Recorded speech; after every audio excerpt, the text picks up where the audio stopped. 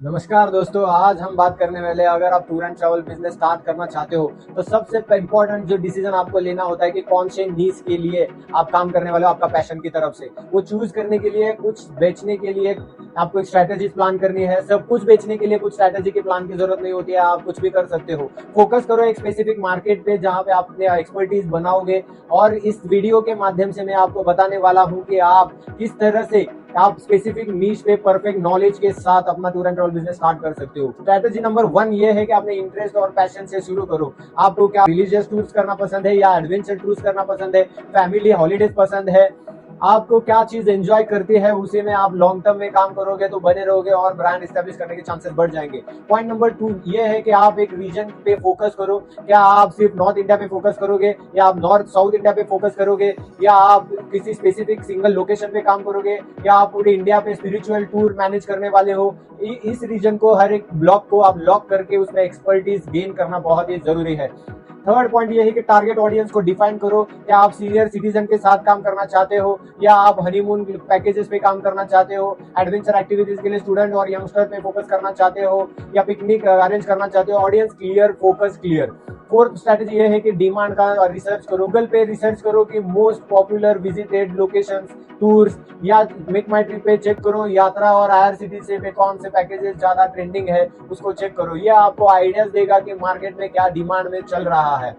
Fifth strategy ये है कि कंपटीशन एनालिसिस करो। देखो कि जो चीज आप सोच रहे हो वो उसमें कंपटीशन क्या क्या चल रहा है और उसमें ज्यादा क्राउड हो तो थोड़ा यूनिक एंगल लाओ। और जैसे कि लग्जरी टूर फॉर रामेश्वरम, इस तरह से प्राइवेट टैक्सी या pickup and drop from airport, इसी तरह से।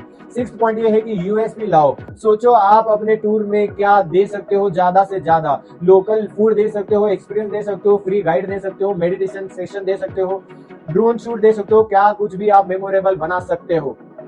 सेवेंथ पॉइंट ये है कि सीजनलिटी के समझो और उसके हिसाब से चूज करो नीश अपना। सिर्फ कुछ ही महीनों के लिए चलता है, जैसे कि अमरनाथ, चार धाम, लेह लद्दाख और बहुत सारे सीजनल टूर्स होते हैं। तो सोचो ऑफ सीजन में आप क्या करोगे, उसके हिसाब से प्लान बनाओ। एट्थ पॉइंट ये है कि आप बजट डिसाइड करो, प्रीमियम या इकोनॉमी। आप लग्जरी ट्रैवलर्स को टारगेट कर रहे हो या budget friendly group tour family को टारगेट कर रहे हो।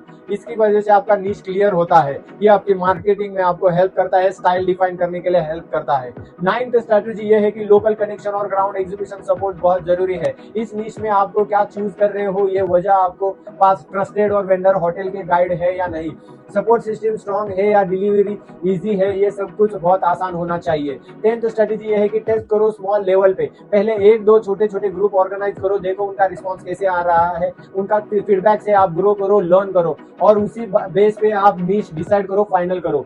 इसी तरह से आप बिजनेस के क्लियर डिफाइन करोगे, नीश पे काम करोगे, बिजनेस को सक्सेस की तरफ लेके जाओगे। और वही बनाने के लिए आपको स्पेशलिस्ट मेंटोर की बहुत ही जरूरी है। लॉयल कस्टमर बेस से आप एक माउथ पब्लिसिटी से ग्रो कैसे करना है, रिसर्च करना है या स्टडी करना है, कॉम्पिटिटिव एनालिसिस करना है, कॉन्फिडेंस से मूव करना है, मार्केटिंग करना है, हर एक टिप आपको यूज करनी है। इसी तरह से आपको आगे बढ़ने के लिए ओवर्ड एकेडमी से जुड़े रहना है और ऐसे वीडियोस को कनेक्ट रहना है, सब्सक्राइब करना है। जय हिंद।